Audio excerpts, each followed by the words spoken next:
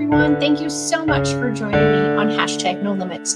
Hashtag No Limits is about people who society places limits upon, but who have busted through those limits. Ophelia says in Hamlet, "We know who we are, but not what we will become."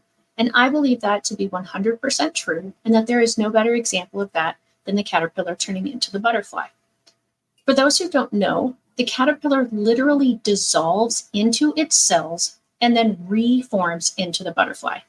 That has to be incredibly difficult. But then that's not it. It still has to struggle more to get out of the cocoon in order for its wings to be strong enough to fly and to take it all around the world wherever it wants to go. I am talking with a great guest today, Sam Young of Young Scholars Academy, and he is going to share with us about Twice Exceptional. Sam and I met through the Executive Function Online Summit, and we connected instantly. He reached out and he's like, "Hey, can we connect? Let's talk." And it was just a beautiful friendship that was started. And I'm really happy that he's here today to share more about himself and his organization and how he is helping students all across the United States. So welcome, Sam. How are you?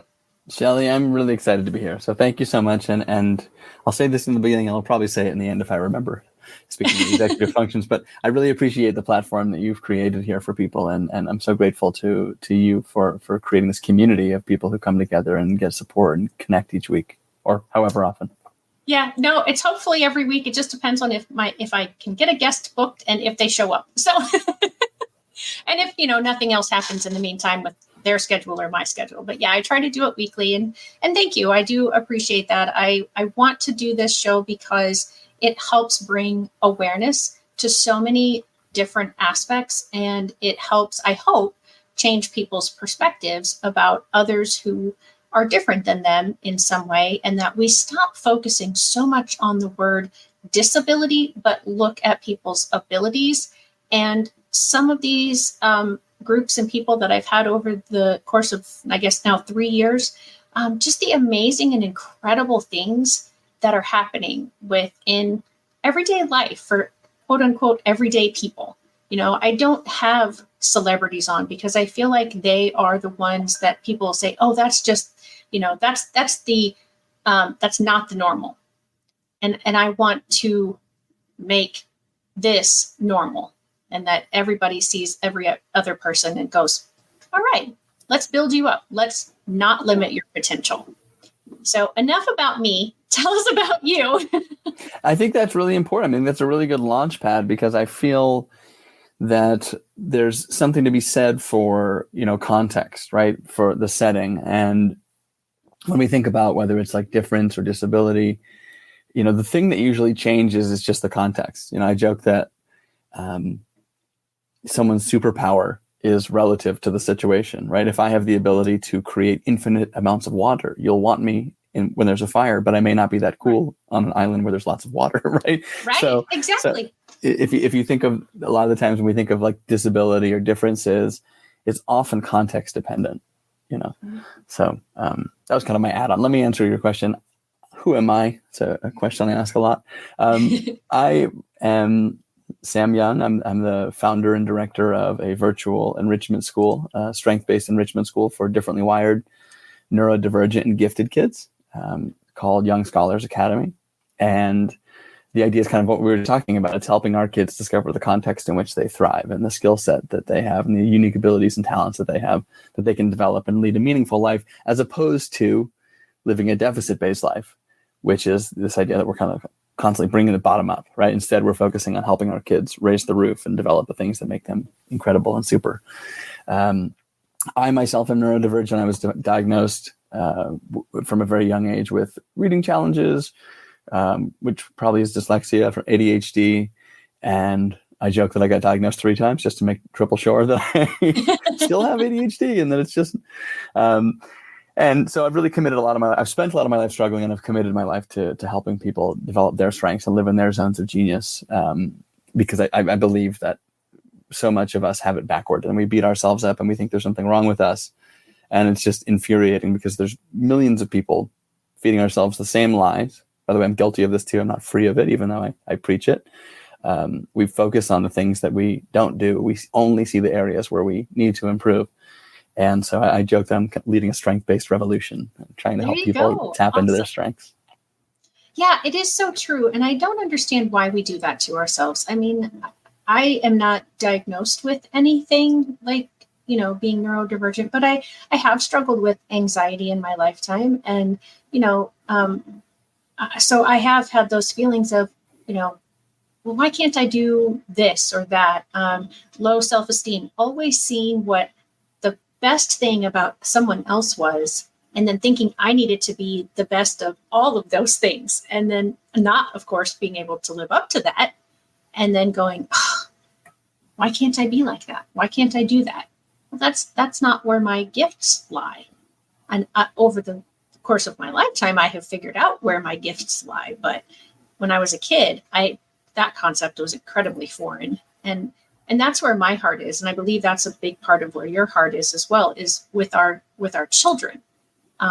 Just because we are both focusing more on school types of settings, but also for the adults who didn't get that kind of support when they were going through school. So we do have Fran joining us from Southern Illinois. So hi, Fran. Thanks for joining us and thanks for popping in. So you said you are neurodivergent yourself. So what was school like for you that you either want to emulate in your own Scholars Academy or you definitely don't want to do? I think that, again, it's, I joke that there's more quotes attributed to Albert Einstein than he ever probably said in his life. but there is this one that sticks out. And again, I'm sure it wasn't him, but the idea that, if you judge a fish on its ability to climb a tree, it will spend its whole life feeling it's stupid. I know it's such a cliche, but we don't like move past it. We might know the saying, but when you really process that, it's like, it's so true, right? We spend a lot of our lives thinking that there's something wrong with us because of a narrow skill range that's often required in school. And I was very much like that. And when you say, like, I don't know why we do this, I think it's kind of trauma. I always felt that the key to my success was that I was, stupid, but I could work hard. And I really felt like I had to spend a lot of time. So I didn't really have much of a life. I was really social and I loved conversing with people. I loved any distraction that would prevent me from having to read. Which would sometimes get me in trouble, but sometimes make me friends. But I just found that when you ask someone to do something, when you ask me to do something that I'm not good at, I would want to avoid it at all costs. And if you asked me to do something that I was really good at, I would stay up late thinking about it. And so I feel so many people are forced into this narrow intelligence view of like schoolhouse giftedness, right? And we say, okay, this is important, but certainly when we zoom out, no one really cares about the things that you can do. They often are concerned with the things that you do and the things that you do well. I joke that, no one cares about Simone Biles' ability to do anything else but be, a world champion gymnast. But Simone Biles has ADHD. She may very well have spent a good amount of time beating herself up. I don't know. One of my favorite educational psychologists, Dr. Joseph Renzulli, put it in a way that I think is far more eloquent and to the point. He said, no one cares about Einstein's ability to paint or Picasso's ability to do complex math, right? No one cares about Einstein's ability to paint or Picasso's ability to do complex math. So why are we so obsessed with being good at everything? Right. We constantly compare. And as Teddy Roosevelt said, like, comparison is the thief of joy. And like you, Shelley, I meet someone and I'm incredibly envious of their ability to do something that I'm usually insecure about. I never read a book until I was all the way through, until I was in my late 20s. And it was not that I suddenly learned how to read. It was that I got Audible and I started listening to books. Okay. It's not like something suddenly happened. My brain, finished developing at 27 and I could read. It's just that I changed the way that I intook information. Now I read a book a week. Right. And it's something I've always craved. I love movies. I love podcasts. I just didn't intake books in that manner. And so when we like let go of how things come to pass, I've gone on a rant here, but No, you're fine. When we let go on how things come to pass, we can kind of see, I think, that we can access things, we can do certain things that we might have never appreciated before. So long way to tell you that school was tough for me. I had to work really hard, and I've kind of committed myself to hopefully helping people free themselves, that like, just because you may not be good in school doesn't mean there's anything wrong with you. In fact, most of the really successful people I've met in my life were actually not good in school, and they've developed their talents because of that, or in spite of that.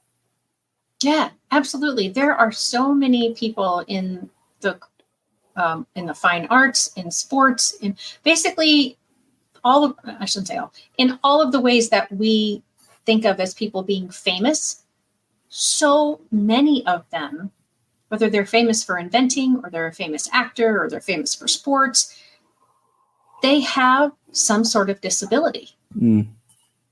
And I think a lot of it does come down to the fact that those who have to struggle, the reason that they have to, or not that what am I trying to say? Those who struggle, those who have to struggle to get through school, have learned about failure. And they've learned that it's not the end of the world.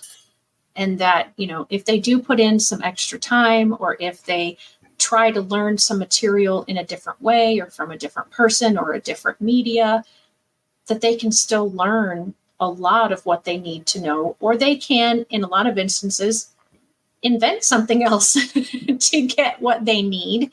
And so in my book, when I talked to some of the students and their families, that was a kind of a theme, was the fact that they had failed so much, not that they tried to fail, but no matter how much effort they put into during life in school, they learned that it gave them some of the character building that they needed to keep trying. Where people who get straight A's, when they suddenly get something less than that, they feel horrible and they don't know how to pick themselves up and carry on. So yeah, I think that's incredibly important. I talk about that a lot in our classes. We have students who maybe historically did well in class and they're more reluctant to take a risk. And I often joke that I don't hire people who are really good students, because I want my teachers to be innovators and free thinkers and people who are thinking outside the box, not box checking. And again, not that there's anything wrong with that. I mean, if people who are schoolhouse gifted, that's a very real skill set, and that can set someone up, for life. The flip side of that coin is that education is incredibly outdated and is often sort of preparing people for, an obedient industrial era, which is more or less bygone. But there are important skills: taking notes, capturing ideas, turning in things on time. These are incredibly valuable skills to have. I think what's more important though is as you say, getting over that fear of failure. I remember at I think it was maybe 8 or 9 or so, I started doing martial arts. I remember the first time I did Taekwondo. I remember the first time I got punched. I was like, that's not as bad as I thought. And then once I got hit, and then I was sparring more confidently and more comfortably, and I kind of got over that fear of failure. The worst thing that could happen to me was I could get punched, right? And then I got punched, and I was like, getting punched isn't so bad. And I started getting better, And again, that's a very visceral example. That's a bit violent, perhaps, but I think that it sort of embodies this transformation. When we take a big shot and it doesn't work out, we learn more there than we do probably playing it safe, much of our lives. Right. I think it's one of the great teachers. But there's a lot of trauma around that. There's a lot of kids who really have struggled and have failed. And what does that do? It closes the door to learning, and you start associating school with bad feelings, or when we start to see kids really struggle and then they're not open to it, then they avoid it. They feel physically ill at times. And that's heartbreaking to see. Yeah, for sure. So the question that I had asked you that we've taken a really long answer and tripped down the road here was, what did you have in school that you wanted to emulate in the Young Scholars Academy, and what did you not want to do? So I think we've heard about the things that you don't want to do with your students. So what were the things from your childhood experiences that you said, oh yeah, or high school experiences that you want to and do include in Young Scholars Academy? And by the way, I just have to say a silly thing. So when I saw the name Young Scholars Academy, I was thinking age. It didn't dawn on me until I was prepping for this week, last week. I was like, oh, duh, it's after his name. I think that most people, it's both, right? I would say my kind of public name is Mr. Sam, as most of families in our community. We have 190 families. I would say that there's a large majority of people that don't know that it's named after my last name. Okay. So you're not alone. You're not alone. I actually had Okay, this good. conversation an hour ago. And I'm sorry if I'm a bit more tangent. I was just joking with my wife before we got on the call. I was like, I don't think I've had enough caffeine today. I feel under caffeinated. And so I'm like, I might be going on these little rants, so pull me in.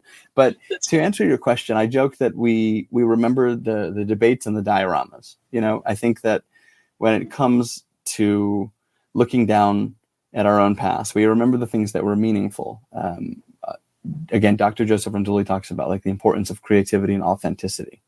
If we're doing creative learning that's stimulating mentally, if it pulls us in, if we're hooked, if we're having extended time on task focus, and if we're using this creativity, that's when we start to see these like above average abilities. That's when we start to hone our strengths and talents. And so I think that the things that school did incredibly well was anytime we had to do something that mattered, right? Anytime I had to debate, or anytime I had to build a diorama or a model of something. I mean, I still remember projects from kindergarten, first grade that were really formative experiences for me because I wanted to do well. And it was something that I cared deeply about. And I always thought that's what school is really supposed to be about. It's these moments in time where students, learn a framework, or they break through a wall and they do something that literally alters the course of their life. I had a teacher in 9th grade, Mr. Dunphy, and I always felt like English teachers and me, we weren't a match. I like the idea. I was always drawn to the humanity side, but I just did not. I had this negative self-worth. And I went to Mr. Dunphy's class, and I was taking mostly like higher level classes, but Mr. Dunphy's class, I was taking like the lowest available. And I went into his class, and on the first day, he said, "Young, stick around after class." So I stayed after and I spoke with him. I said, "What are you doing here?" I was like, "What do you mean, sir?" He said, "What are you doing here? You're wasting your time and my time." I was like, "What do you mean?" And he's like, "You shouldn't be in this class. You should be in the honors class." I said, "I really struggle to read, and they told me that I should take this class." And he said, "You're too smart for this class. You know the difference between a student and a pupil?" I said, "No." And he said, "A pupil just goes to school, and then they leave when the bell rings. A student sticks around, and they get involved. They do something that's meaningful, and they change. Which one do you want to be, young?" And I said, "I think I want to be a student." He's like, "Take harder classes." And then he dismissed me. And I actually, one of the best things I ever did was not listen to him. I stayed in his class, and he was the best teacher I've ever had in my life. But it was in 9th grade I realized that I wanted to be a teacher like that. He would make us debate and wear outfits and do theater. And it was like we were reading, Frankenstein. And again, I almost never read the books. I would try so hard, and I just couldn't do it in the allotted time. I'd have to use Spark Notes and things. But what I did read, I loved. And I just wanted to be like him my whole life. And so as soon as I could, I wanted to create a program that would allow kids to do things that were really authentic. And I find that it wasn't until I got to college that like the great learning happened. Then I was doing stuff that I really cared about in incredible depth. And I thought, what a shame that we have to wait so long to learn like this. Right. Going back to the Renzulli quote, like, why do we have to try to learn everything? I certainly understand. I think that there are non-negotiables. We should learn how to read and write. We should learn mathematics, right? But I thought, wow, this is incredible. So the ethos behind Young Scholars Academy was, what if we do that college level, university level learning for really young kids? They have asynchronous profiles. You take a twice exceptional student who has, exceptional strengths, exceptional struggles, right? They might be 2 standard deviations over in terms of like IQ and giftedness. And there might be 2 standard deviations over to the left in their auditory processing or, autism, ADHD, etc. And this profile that's so split on both ends of the bell curve, what if we appeal to the brain of the child, the interest area of the child, and do things in great depth? So we started doing debate for 7-year-olds, cryptocurrency investing for 9-year-olds, entrepreneurship, right? Coding, robotics, Minecraft, executive function courses, you name it. We have almost 30 different classes, and it works. It sounds crazy, but when you do what kids like and you do it at a high level that they're capable of, they flourish. And so that's sort of the cup half full part of my education that I really wanted to replicate, was a combination of great, passionate teaching and caring combined with mentoring, as well as that kind of high level learning that you get when you're in your area of interest, like in the university. And on that note, I think now would be a good time to share the video that you have on your website. Make sure. Okay, I had to make sure that the audio was on. Can you see it? Yes. Okay. Out there. If anyone's on the fence, absolutely jump on this opportunity. My 13-year-old, twice exceptional son really struggles with online learning. As a parent of a 2E child, we are always looking for ways for him to feel stimulated, for him to grow, for him to feel excited about classes, and that happens with Young Scholars Academy. I can easily say that Mr. Sam was the most influential, connecting, encouraging teacher that my son had. Young Scholars Academy, and Mr. Sam in particular as an educator, has really helped my son develop the skills of learning online. I cannot say enough wonderful things about Young Scholars Academy, and in particular, Mr. Sam. The caliber of instruction is amazing. He has an amazing ability to really go deep with students and really hold them accountable to their highest selves. The courses that are offered are really engaging. My son has taken everything from crypto to debate to socializing secrets, and all of those courses were really helpful for my son to not only learn the content of the class, but also to really practice online learning. He always looks forward to every class that he takes. We never have to fight for him to go. He constantly is talking about Young Scholars Academy, telling his friends about it, and his parents we do too. Thanks to Young Scholars Academy for that incredible education. Parents out there, if anyone's on the fence, I meant to hit pause, and it must have paused at the exact same second that I went to hit play. Not to worry. All right. So tell me, with these classes, so that was a cool video, first of all. And so neat to be able to get that kind of input from the parents of some of your students. With your academy, is this an accredited school that they can go through it from whatever grade and they get all the credits and then they can graduate, or they can go back to a public school to graduate? How does all of that work? So we have some courses which are accredited by the College Board. So we offer essentially sort of two different tiers of classes. We have our highest level is like our AP advanced placement courses. And we also have an adulting class, which is for seniors only. And it's sort of a life design course. Those advanced placement courses are accredited by the College Board. And essentially you get a little transcript that you can staple on top of your transcript saying, you've taken this class. The rest of our classes exist outside the system by design. They're enrichment learning for the sake of learning. I say like we're like kind of in the business of saving learning, and I think that happens by creating a good distance between grades and learning. If fail equals F, then I think that we're sending mixed messages. If fail equals thinking and learning and reflecting, we're doing it right. So by design, we're very much an enrichment center, an enrichment school.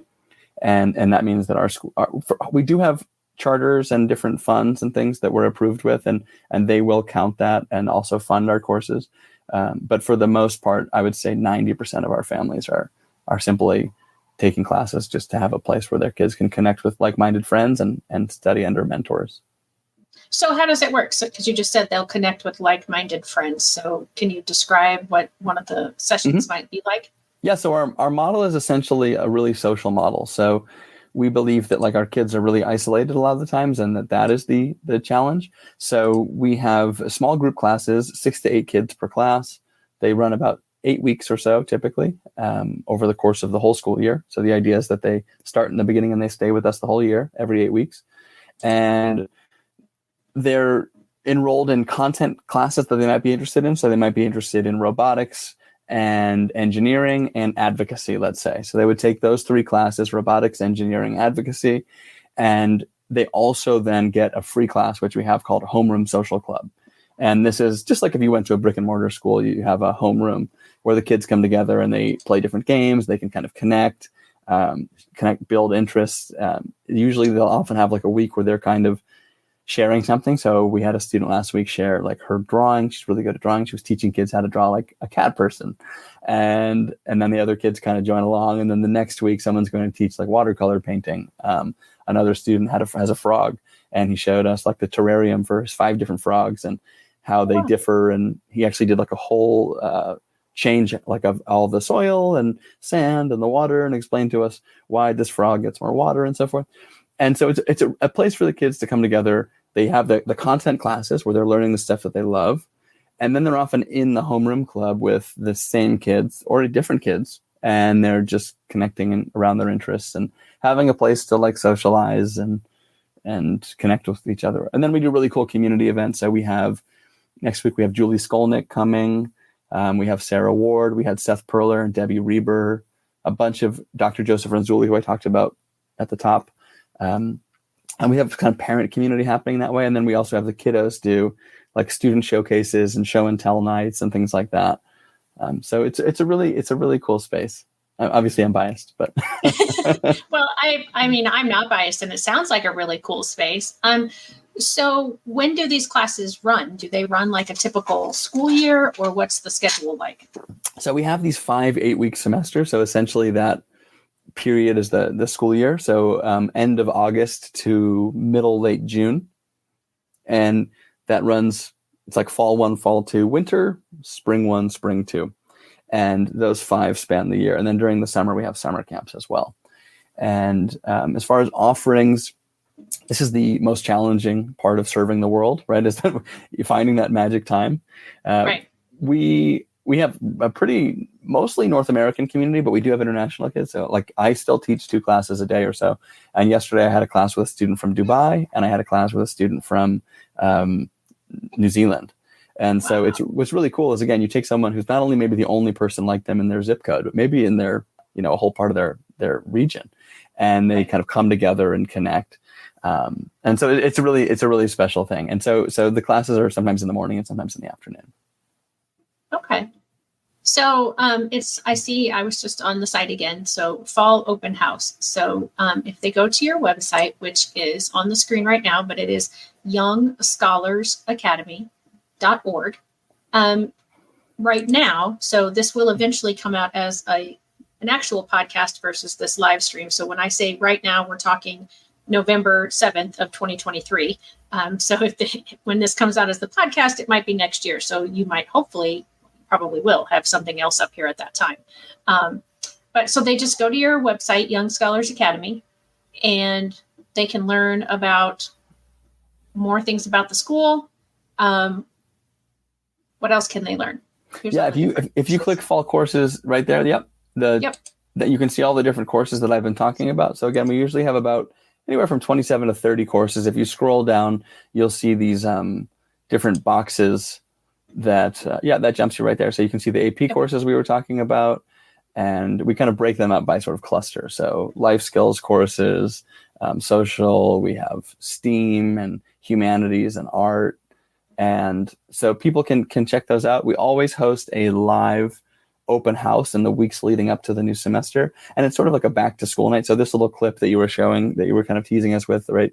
With the mom and the daughter there.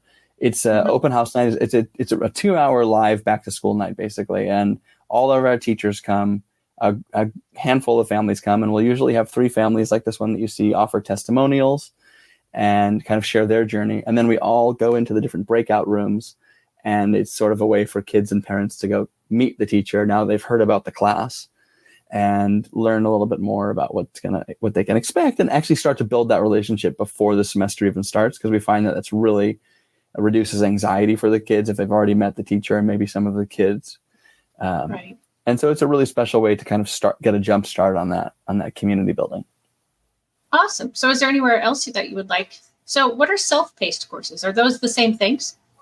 We have a couple of courses that we offer that are essentially a go at your own pace. So because we do have an international community, we have families who are maybe not able to take the times. A lot of families in Asia who contact us and say, like, we just can't do it. You don't work at the right time for us.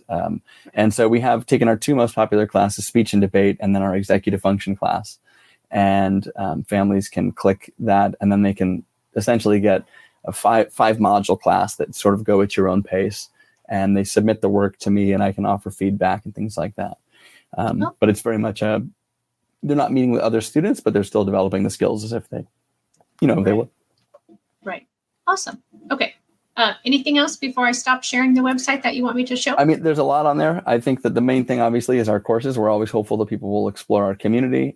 We also have blogs and all kinds of different stuff. I recommend to anyone that checks out our site to, if you go all the way to the bottom, just to input your email. So we have community events all the time. And there's a little thing at the very bottom that allows you to, if you go a tiny bit past there, right there on the right, you can input your information, and that way you never miss anything. And that also gives you a free resource that we share out with our new community members. Perfect.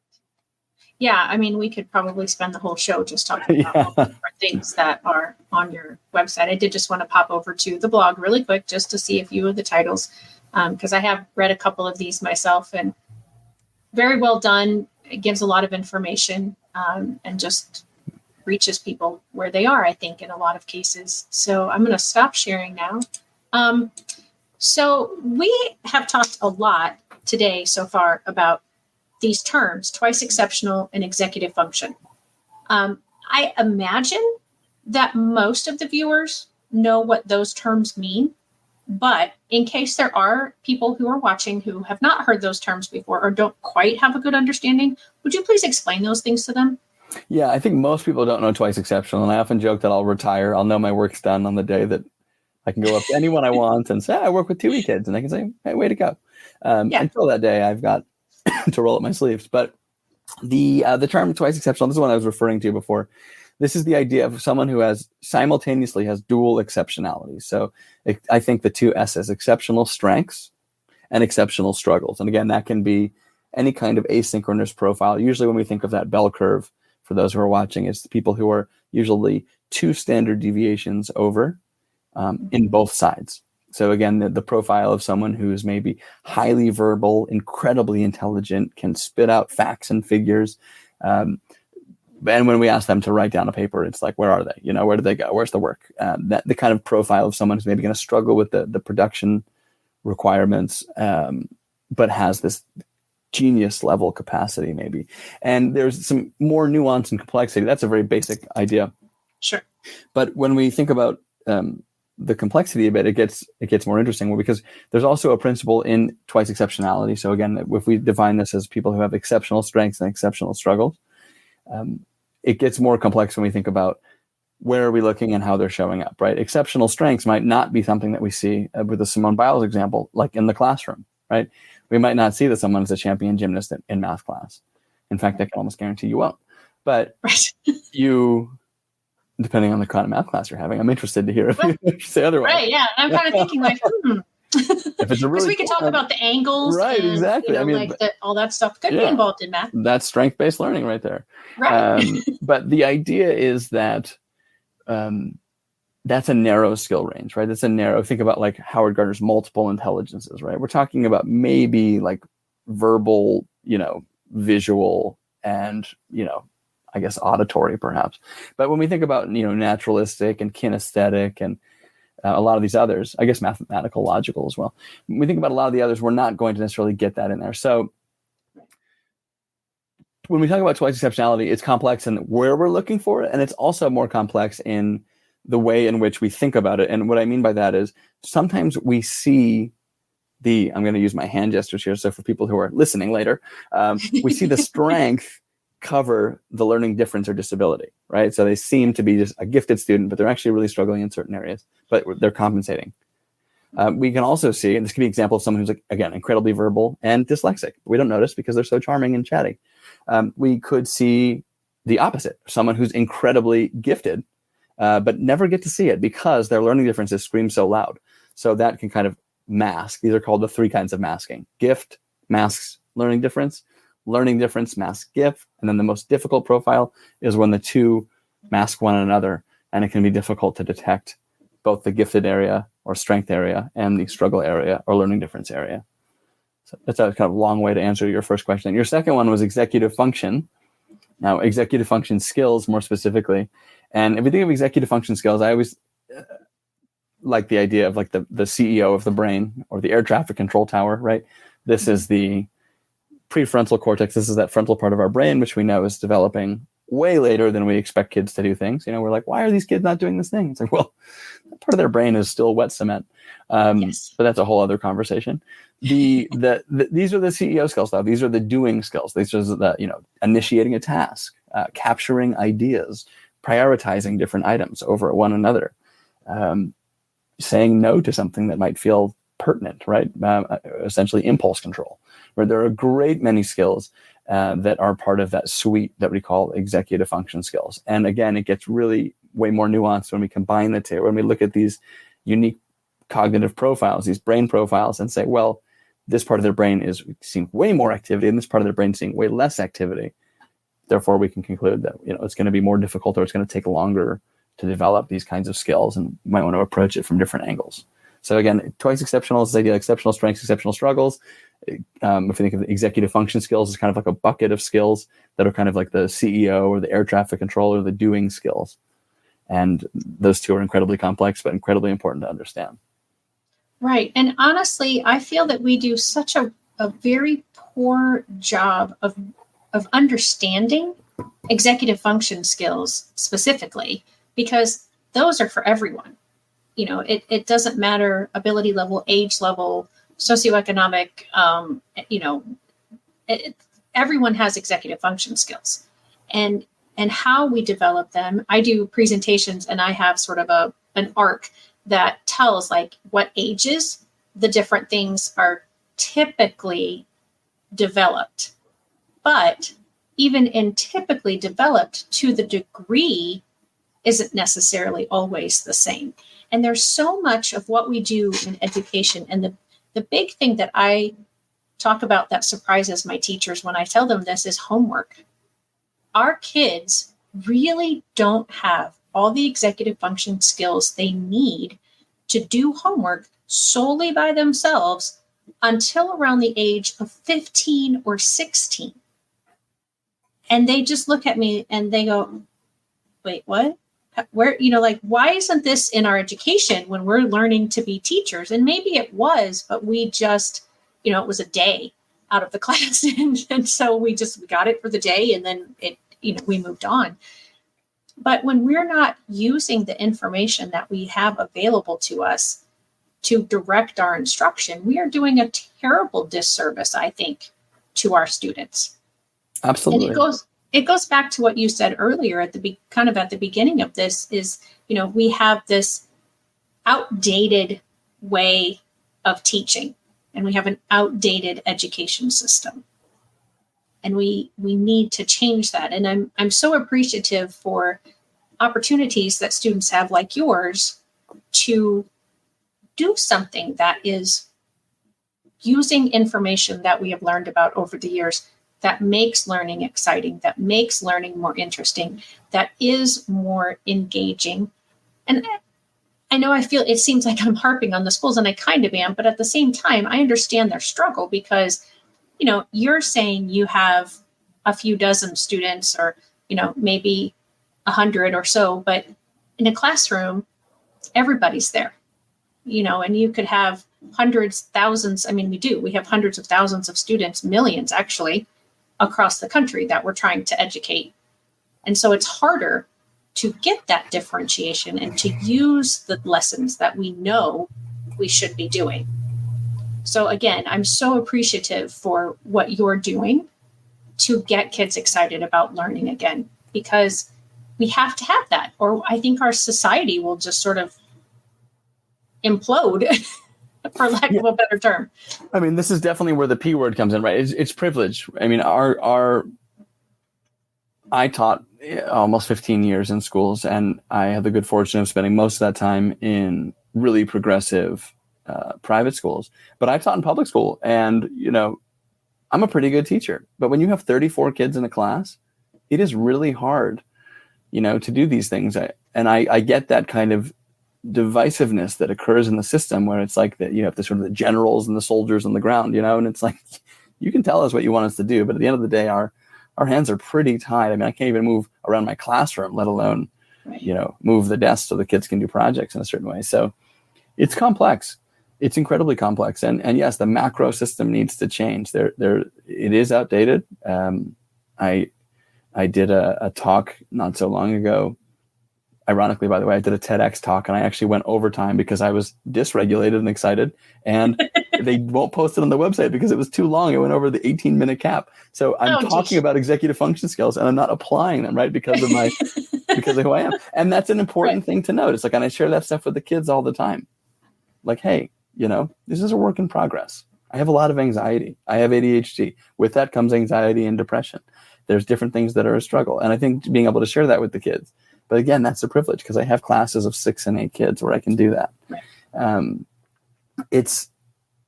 It is complex. But in that talk, I said that it used to be that we were an industrial country preparing for an industrial era.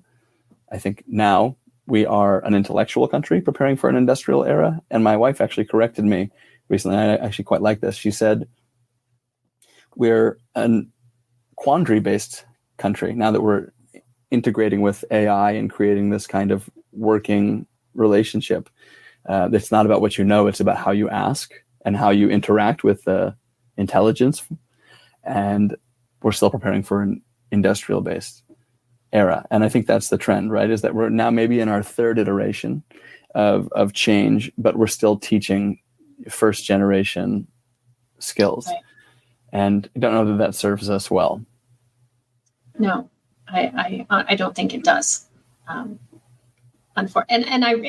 not only does it not serve the general population well, but it certainly does a disservice for our 2Es and those in special education for other reasons as well. And, it's interesting. There's so many times when something comes up and we make an accommodation because we think we're making it for a population of people. And yet we find out that it benefits beyond what we ever expected the population to be benefited by. And I think in a lot of ways, some of the things that we're doing in special education and for twice exceptional kids is something that would benefit the majority of the population instead of this small group that it seems to be built for at this time. Oh, I'm sure anytime I've experienced this almost every time you do some kind of professional development, something or a talk at a conference, someone's like, couldn't that work for everyone? I'm like, yes, I'm just talking about who really needs it, but everybody would benefit from this. It's kind of like a rising tide. At the end of the day, the $1 million question is like, are we going to benefit more focusing on our strengths or our struggles? Right? We can raise the bottom or we can raise the roof.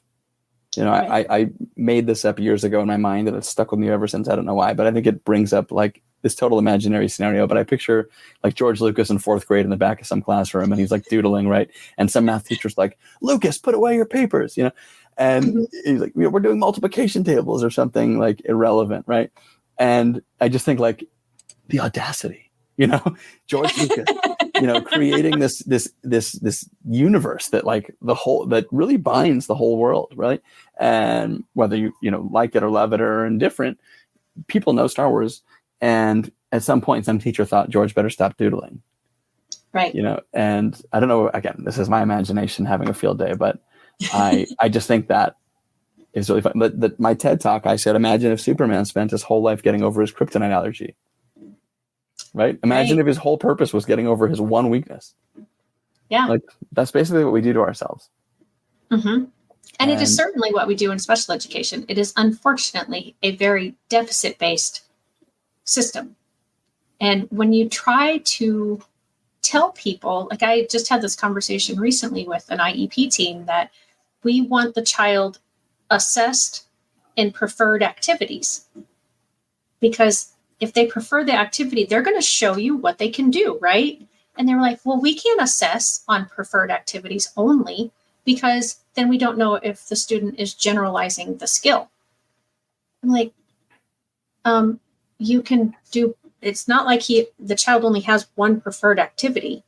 There are other things that you can do when the child is relaxed and they're not stressed, but we're so used to zoning in and like finding all the deficits that we don't look at the strengths and we don't appreciate the strengths in the way they should be appreciated. Absolutely. And as we kind of loop back to the conversation about executive functions earlier, it's like, I have had a hard time most of my life staying engaged on tasks unless I'm really excited about them. And then I have a hard time stopping, and it's like, I'm the same me. It's just the content that's changed. And all of a sudden my, not only task initiation, but that kind of stick with itness, maybe the grit and the time commitment are going to be through the roof.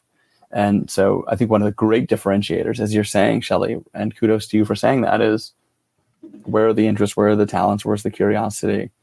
And can we meet the person there? Because that's where we're going to see them at their best. Let's get a snapshot there and then figure out how we can develop that even further rather than try to bring the bottom up. And yeah, the medical model, the deficit-based model is incredibly problematic. Yeah. And I get that we had to start somewhere. And I understand that, education, the special education law specifically, has been revamped a couple of times, but it hasn't been redone in almost 20 years. The last time it was redone was 2004.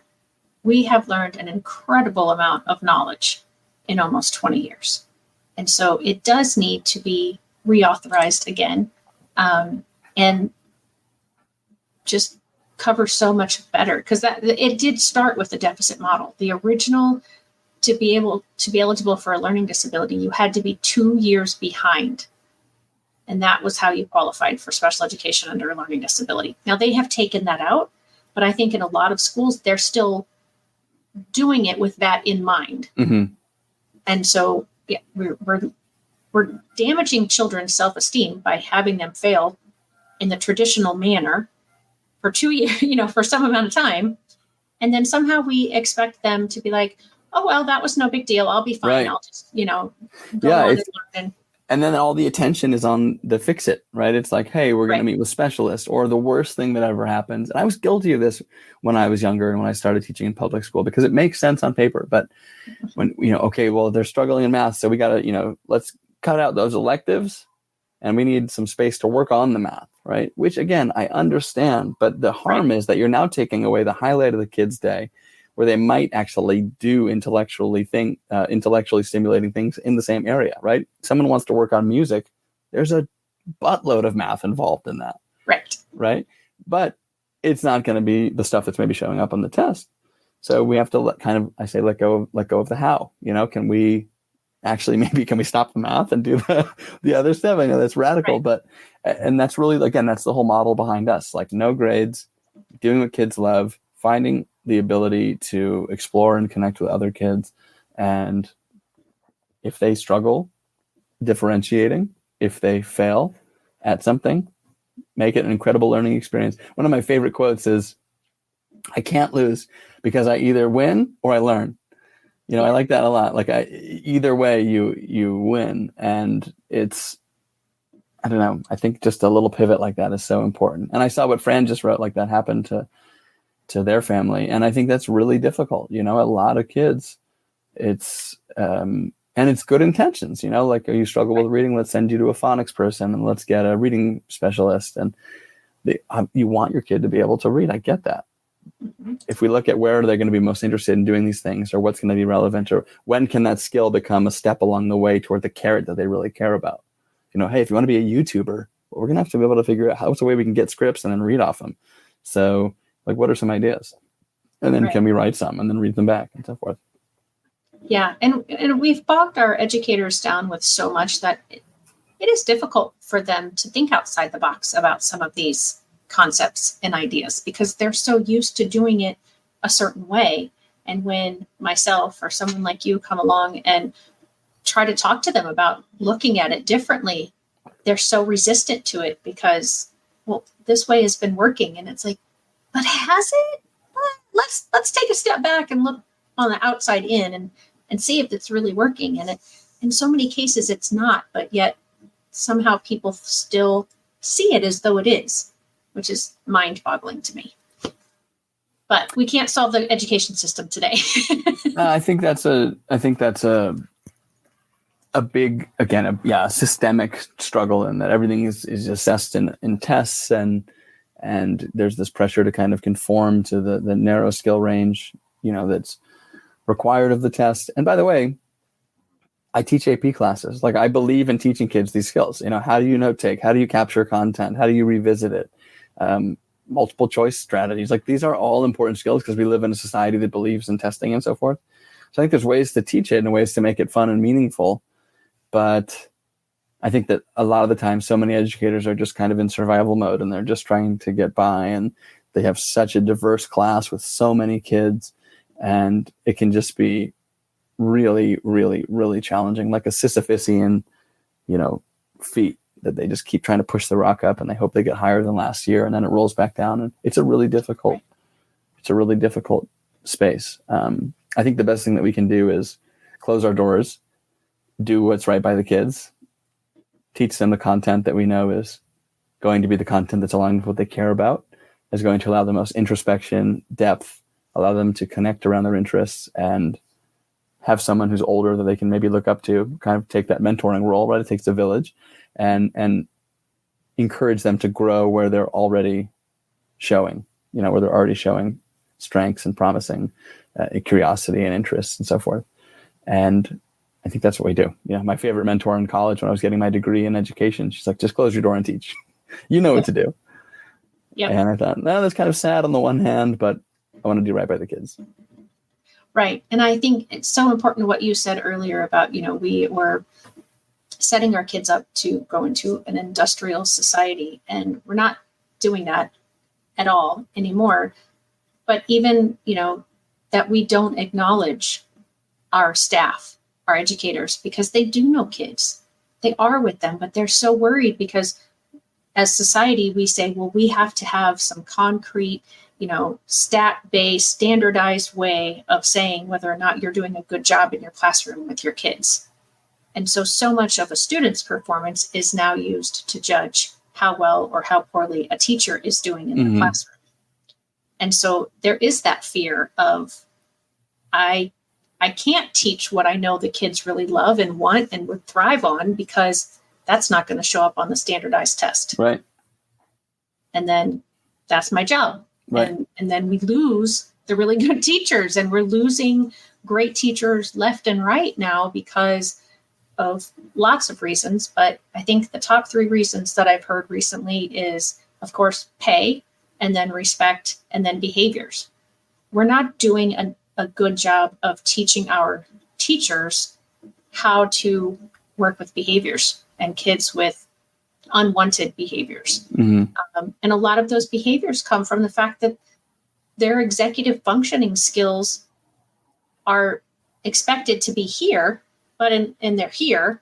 And so they're frustrated and they're showing some behaviors. And so, it's like this vicious cycle of how do we infuse the knowledge that the educators need and get everybody on the same page so that we can grow a great society full of what are children now, but who will be adults in 5, 10, 20 years. And I think that some of what you're doing is providing that for those kids who can access it. I like to think so. I mean, I think that, again, when I sort of close my eyes and think, like, what's the whole point of education? It's, it's always been, the answer's always been, we improve our education system so we can have like a more rich, flourishing society, right? That could be economically, it could be from a mental health perspective, etc. But when we think about sort of talent development, and I approach this idea of that, like, sort of from a humanist perspective, rather than looking at it from a medical perspective of we need to like correct ourselves so that we can be better. I think, how can we be the best version of ourselves for our own selves and for the collective? How can we sort of self-actualize, to use like Maslow's hierarchy of needs? How can we climb the ladder and become a free-thinking, creative, flow state version of ourselves? And what happens when you have everyone do that is that you have a more rich society, right? A place where people will innovate. And historically, Americans' success, I speak from the United States perspective, we have been incredibly successful because we have allowed people financially to take big swings and miss, right? We allow for lots of innovation because you can declare bankruptcy, or you can get a big loan, or you can get, investment capital. And so that leads to the PayPals and the Facebooks and the SpaceXs and the Salk vaccine, all these different things that have happened. When we don't foster that, we lose. We lose as a collective, curing cancer. We lose as a mental health culture, with severe depression, anxiety, and so forth. And we lose. And so I think that our goal is to help our kids become the best version of themselves in their area of genius, in their area of strength. And because that then becomes the tide that raises and makes our collective society better, more rich, more fruitful, better literature, better content, better film, everything. I don't know. Yeah, I think staying curious is one of the best things that we can teach our children, and to be ourselves, because if we're content in what's around us, we're going to get stagnant and we're going to get boring, and we're not going to continue to grow and thrive in our society. So I appreciate that you brought that up. This has been a great conversation. I have so much enjoyed talking with you. We are coming up on the hour mark, so I just want to make sure that you have opportunity for anything that you haven't said that you thought, oh, I really wanted to say this today, and then your final thoughts. Yeah, no, again, I am incredibly grateful to you, Shelley, for hosting this. I think really like kind of bubble, this little space that people can come in and sort of soak in, and people, whether you're here live or watching the recording or listening later, I really appreciate you wanting to be a part of growing your own thoughts and reflections. And I hope that me rambling on for some time in an undercaffeinated state, I hope something in there, some piece of pasta stuck against the wall. But in all seriousness, I hope that everyone can make a shift. I hope that we can make a pledge to make a shift, to choose to look at strengths rather than look at struggles. There will be struggles. There are struggles. Some are more severe or concerning, and I'm not saying like don't pay attention to red flags and things. But what I'm saying is to choose to focus on your strengths as parents, as educators, etc., your students or children's strengths, and develop yours so that you can help them develop theirs, right? And letting go of what we're not good at necessarily. I'm not going to ever be an accountant who's really good at spreadsheets. That's my hell. I mean, that's the seventh circle. That's as bad as it gets. So if I spent my whole life trying to be better at Excel spreadsheets, I could get better, but I'd probably only ever be adequate. My strength is talking with people and leading people and creating and producing something new and stretching the bounds of things. I've always liked to do that. And so, having people that can help me with spreadsheets is great. And people who love to do spreadsheets and need all kinds of random creative thoughts to try to organize into them, I can give you that. So we can kind of complete one another. And I just think that we all benefit from that. So if anything today has been valuable for you, I hope if you want to check us out, go check out youngscholarsacademy.org. We are enrolling every 8 weeks and hope to serve your family at the highest level and welcome you into our virtual village. Awesome. Thank you so much, Sam, from Young Scholars Academy, and for Fran to join us in your comments today. I so appreciate that. And for those of you who joined and didn't comment, I appreciate you as well. If you are watching in the replay, be sure to let us know if you have any questions or comments. I will make sure that Sam sees them if it's something that I can't answer or isn't directed to me. And I will see you all next time. Have a great week, everybody. Thank you.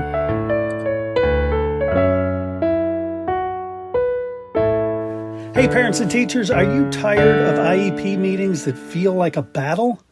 Let's put an end to the tension and create a collaborative, calm, and respectful environment together.